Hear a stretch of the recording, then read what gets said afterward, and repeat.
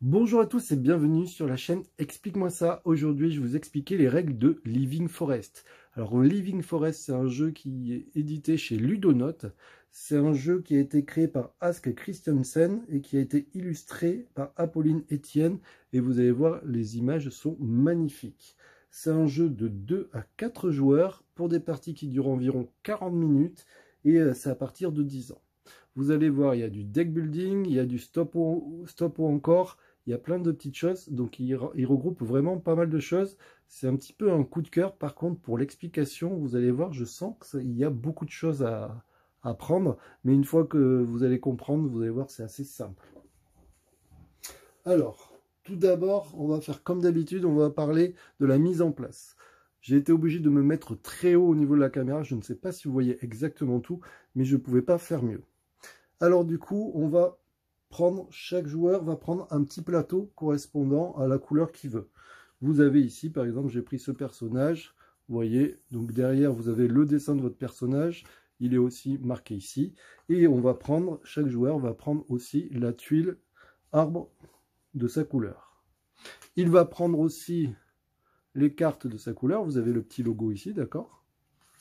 Donc ça, c'est comme ça. Et aussi, chaque joueur va récupérer 3 petits bonus de sa couleur, d'accord?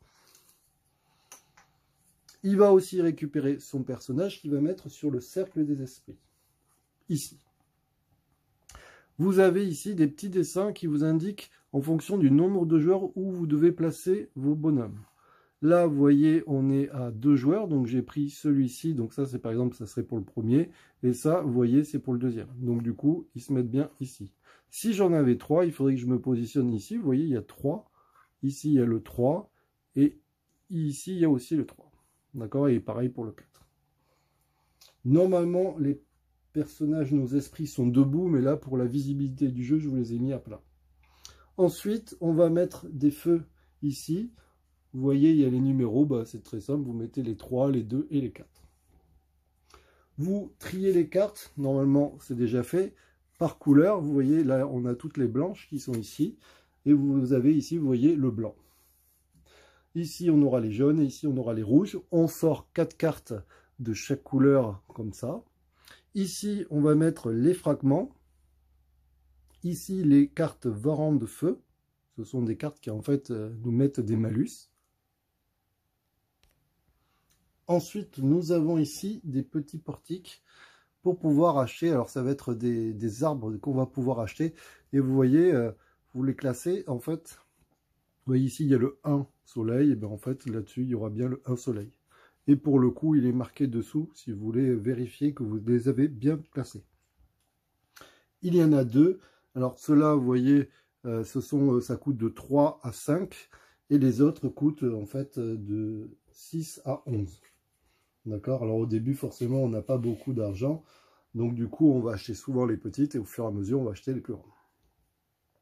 Vous avez aussi le pion premier joueur que vous donnez au premier joueur.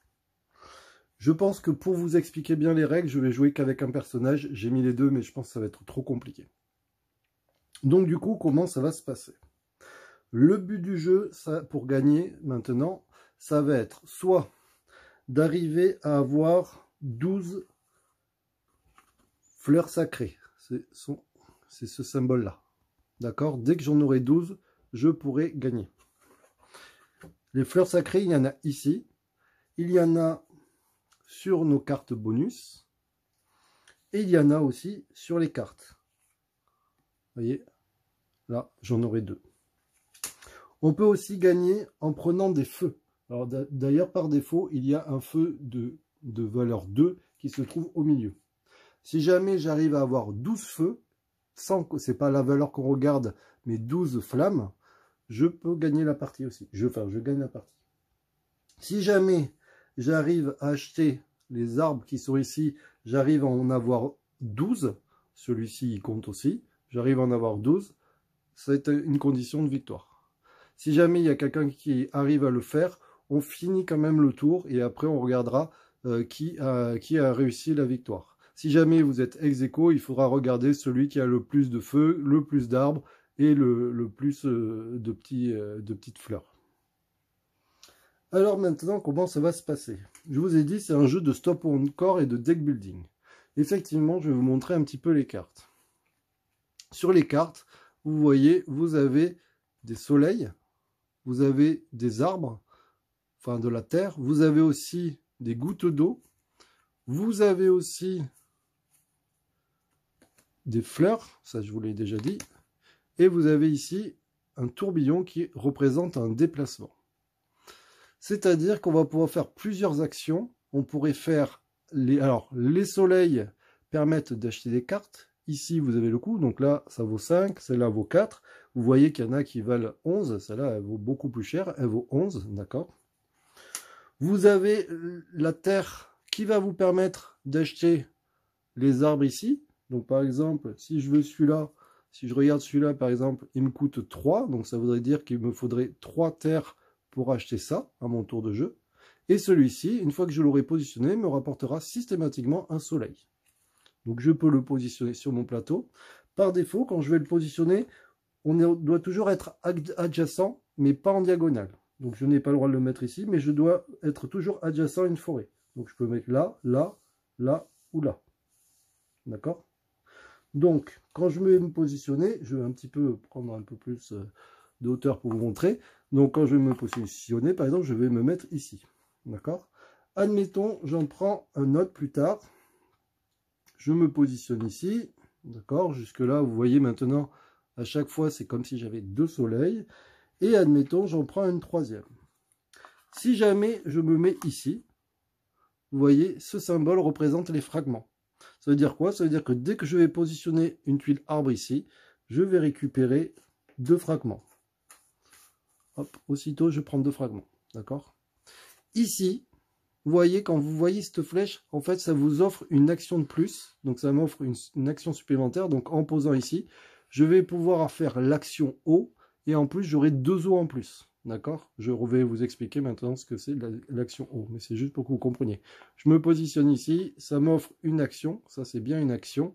Ce symbole-là, ça donne une action. Et en plus, je vais avoir 2 eaux en plus. Celle-ci, ben, vous avez compris, c'est l'action soleil. Donc qui est acheter des cartes. Et c'est comme si j'avais 3 soleils en plus. Ok? Si jamais j'arrive à me positionner comme ça, vous voyez, donc là j'ai 3 soleils, mais ça m'active aussi un déplacement. La même chose ici, j'ai des soleils, mais en plus ça m'active un soleil, là ça m'active de l'eau, et si vous faites cette ligne, vous voyez, ça vous active les fleurs. Ok? Je pense que c'est assez clair. Maintenant, je peux aussi, je vous ai dit, avec les cartes, avoir de l'eau. Alors, l'eau, ça sert à quoi? Les gouttes d'eau. Les gouttes d'eau, ça sert à éteindre le feu. Là, vous voyez, j'ai 2 gouttes d'eau, donc je peux éteindre à mon tour, s'il reste du feu au milieu, éteindre une flamme de 2. D'accord? Vous allez voir qu'il y a des flammes de 4, il peut y en avoir beaucoup plus. Donc du coup, ben, si j'ai par exemple, je dis n'importe quoi, 6 eaux, et qu'il y a une flamme de 3, une flamme de 2 et une autre flamme de 2, je peux décider avec mes ciseaux d'éteindre les 3 flammes de 2. Et comme ça, vous vous rappelez, je vous ai dit, il faut avoir 12 flammes à la fin pour gagner. Le premier qui a 12 flammes, par exemple, va gagner. Donc du coup, c'est peut-être plus intéressant de récupérer les flammes de 2. Maintenant, il y a le déplacement. Le déplacement, vous vous rappelez, c'est celui-là. Le déplacement, en fait, vous voyez, on est ici. On est des petits bonhommes, on est ici. Donc je vais me rapprocher pour vous montrer. Je vais reposer le feu 2 secondes. Je suis désolé, je prends un peu de temps, mais c'est important que vous compreniez tout. Ici, on est nos petits personnages, d'accord? Si je fais un déplacement de 1, donc avec mon personnage, je me mets ici, et vous voyez, je récupère aussitôt le symbole fragment, donc je récupère un fragment dans ma main. Si jamais je fais un déplacement de 2, je suis ici, hop, vous voyez, ça me permet de faire une action soleil. L'action soleil, ça me permettra d'acheter des cartes. Bien sûr, on regardera sur mes cartes si j'ai des soleils. Ici, c'est l'action fragment, ici, c'est l'action eau. Et il y a un truc qui est intéressant, c'est que si jamais je double un personnage en me déplaçant, je vais récupérer un de ces bonus. Vous voyez, celui-là. Et bien sûr, il comptera comme un bonus. Admettons, si je volais à mon adversaire le feu, et bien du coup, c'est comme si j'avais déjà 2 feux. Donc, c'est intéressant de voler l'adversaire. si vous êtes plusieurs et que vous volez plusieurs adversaires, il n'y a pas de problème. Pour un déplacement, admettons il y a un joueur qui est ici, je suis ici, si je fais un déplacement de 1, celle-là ne compte pas comme case, donc je viens ici. D'accord? La case où il y a quelqu'un ne compte pas. Ok. Là, vous savez presque tout. Vous voyez, au final, c'est pas si compliqué, mais je voulais vraiment tout vous expliquer. Maintenant, je vous ai dit, mais c'est un jeu de stop ou encore. Effectivement, il y a un truc que je ne vous ai pas précisé sur les cartes. Vous voyez, ici, il y a des petits cercles noirs. Il y en a où il n'y en a pas, il y a des cartes où il n'y en a pas, mais il y a des cartes où il y en a. Le but du jeu, c'est qu'à notre tour de jeu, donc en fait, c'est une action qu'on va tous faire en même temps, on va tous retourner nos cartes et on va décider quand est-ce qu'on s'arrête. Donc là, admettons, je tire cette carte, je décide de continuer. Oui, pourquoi? Parce que si jamais j'ai que 2 noirs, j'aurai le droit à 2 actions. Jusqu'à 2 noirs, j'ai le droit à 2 actions. Si jamais je dépasse 2 noirs et que j'en ai 3, du coup, j'aurai le droit plus qu'à une seule action. D'accord? Donc soit, par exemple, si c'était comme ça, vous voyez, là j'ai 2 noirs, donc j'ai quand même toujours le droit à 2 actions. Mais là, du coup, je pourrais soit acheter, soit faire de l'eau, soit, par exemple, faire des arbres ou me déplacer. Donc, tant que j'en ai que 2, je peux faire 2 actions. Je pourrais dire, je fais les arbres et puis je fais, je sais pas, un déplacement. Si par contre, j'arrive à 3 noirs, là, je n'ai plus le droit qu'à une seule action et je dois arrêter de tirer mes cartes. Alors, vous allez me dire, mais à quoi servent les fragments? Parce que je ne vous en ai pas parlé. Les fragments vont permettre d'annuler la dernière carte. Généralement, on va s'en servir justement quand il y a les ronds noirs. Admettons, j'avais des fragments, je vois que cette carte, c'est un rond noir et c'est ma 3e, je peux décider de la défausser. Donc ici, c'est la défausse, elle se met ici. Et bien sûr, mon fragment repart ici. D'accord? Mais par contre, dès que vous en avez 3, et que si vous ne l'éliminez pas, vous devez arrêter de tirer vos cartes. Vous allez voir que vous allez pouvoir acheter des cartes avec des fragments blancs. Enfin, pas des fragments, avec des ronds blancs. Si vous achetez des cartes avec des ronds blancs, ceux-là vont annuler les ronds noirs. Admettons, c'est comme ça. Là, c'est comme si je n'avais pas de ronds noirs pour le moment. Donc, je peux continuer jusqu'à 2. Allez, je vous montre comment on fait maintenant. Alors, attendez, je vais reposer la blanche quand même. On a presque fini les règles. Ne vous inquiétez pas. Donc, tout le monde va faire ça en même temps. On va tirer nos cartes et on va décider quand est-ce qu'on s'arrête. Je tire une carte. Il y a un rond noir, mais je vais continuer. Deuxième carte, il y a un rond noir. Là, ça commence à être embêtant. Mais peut-être il n'y a vraiment rien qui m'intéresse, donc je vais décider de continuer. Ok, je peux continuer. Il n'y a pas de rond noir. Je peux aussi m'arrêter, décider que, par exemple, ça me suffit, j'ai de quoi faire, mais j'ai plutôt envie de continuer. Je continue, et ainsi de suite. Bon, là, je vais peut-être m'arrêter parce que ça commence à être compliqué. Du coup, on va dire que c'est à moi de jouer. Je vous montre. Alors, les autres joueurs ont bien sûr fait la même chose. Hein. Normalement, on le fait tous en même temps et on ne regarde pas ce que font les voisins. Hein. Et donc, vous voyez, là, maintenant que je me suis arrêté, j'ai le droit à 5 soleils, donc je pourrais acheter des cartes de 5. J'ai un eau, donc vu que c'est une flamme de 2, je ne pourrais pas faire grand chose. J'ai 3 terres, donc ça par contre ça me permettra d'acheter un arbre. Et vous voyez, j'ai 2 déplacements. Allez, on va essayer. Donc c'est à mon tour de jeu. J'ai que 2 noirs, donc du coup j'ai le droit à 2 actions. Première action, je vais acheter des arbres. J'ai 3 de terre. Donc du coup, bien sûr ceux-là ils sont pas là normalement. Hop là. Je prends ma petite plaquette et je peux acheter soit celui-là, soit celui-là. Celui-ci me rapportera tout le temps un soleil, celui-ci me rapportera tout le temps un eau. Je vais prendre un eau. Je le prends, je le positionne, toujours comme je vous avais dit, adjacent à un autre arbre et pas en diagonale. Donc par exemple, je le positionne ici.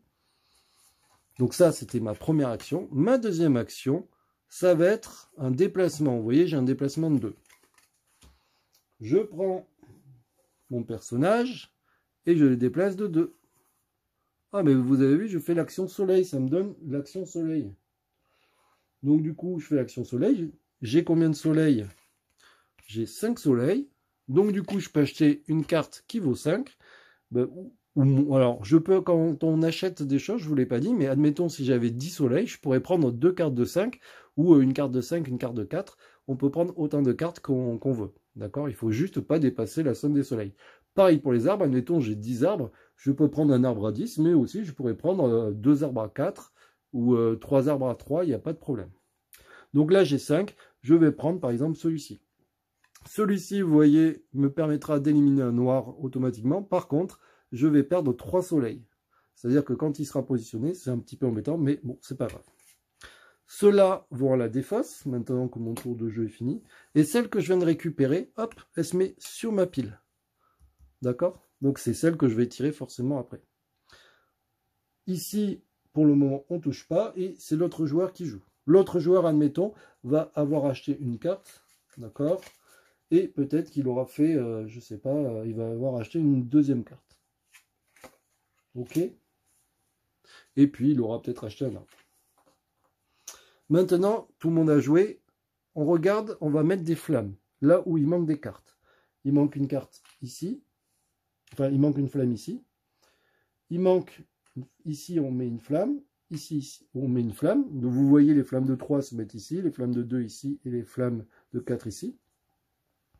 On regarde si jamais il y a des flammes. Là, vous voyez, personne n'a éteint la flamme. Donc, alors avant de remplir vos cartes, il faut regarder ça. J'ai oublié de vous le dire. Vous voyez une flamme de 2. Vous devez regarder dans votre jeu, celle que vous aviez positionnée, si vous aviez de quoi éteindre les flammes. Là, il y a une flamme de 2. Ce joueur, il a un eau et il en a un deuxième. Pour lui, il ne se passe rien. Il a juste assez d'eau pour éteindre le feu. Ce joueur-là, par contre, je ne sais pas ce qu'il avait, mais en gros, il a joué, mais il n'avait pas d'eau. D'accord? Donc, du coup, lui, il va avoir un malus. Comme il ne peut pas éteindre le feu, qui se trouve ici, il va avoir une carte qui est totalement pourrie. C'est une carte varan de feu, vous voyez, elle ne sert à rien. Le seul truc qu'elle rapporte, c'est un malus noir. Et donc, du coup, il l'aura dans son jeu. Il va se récupérer cette carte dans son jeu.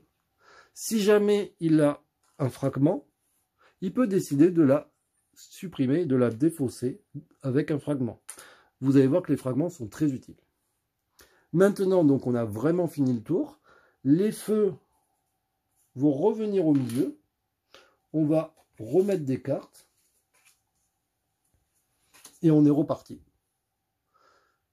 Le jeu se terminera, je vous rappelle, dès que quelqu'un aura 12 arbres positionnés ici, sur son plateau, ou alors il aura réussi à récupérer 12 flammes, et pas la valeur des flammes, hein, 12 flammes, ou alors il a réussi en posant des cartes comme ça, à avoir 12 fleurs, plus par exemple ceux-là qui valent aussi 2, s'il a réussi à faire la ligne, et ainsi de suite. Voilà, donc un jeu où il y a beaucoup de choses à savoir. Ne vous inquiétez pas, les règles sont très longues, mais j'ai essayé d'être le plus clair possible. Et je pense que dès que vous aurez fait un tour de jeu, vous aurez compris, c'est plutôt simple. Ça va assez vite. C'est assez intéressant parce qu'il y a du deck building. Il faut faire du stop ou encore, donc il faut être gourmand, mais pas trop. Il faut éviter de prendre des varans parce que sinon, ça va vous mettre les bâtons dans les roues. Faut pas hésiter à essayer de doubler ses amis parce que du coup, vous allez récupérer ses bonus. Je vous rappelle que ça, c'est comme si j'avais un feu. Ça, c'est comme si j'avais une forêt et ça, c'est comme si j'avais une fleur. Donc du coup, tout est intéressant. C'est pareil, essayez de scorer au niveau en prenant pas mal d'arbres parce que ça vous permet d'avoir des bonus. En tout cas, un jeu bien complet. Je vous dis à très bientôt. J'espère que ce jeu vous plaira. En tout cas, moi, il m'a plu. Les images sont magnifiques et il y a vraiment de tout, donc vraiment sympa. Je vous dis à très bientôt. N'hésitez pas à vous abonner sur notre chaîne YouTube Explique-moi ça, à nous suivre sur Insta, sur TikTok et aussi sur Twitch, puisqu'on l'a présenté sur Twitch. On y a joué. Allez, ciao, ciao, bye bye et à bientôt.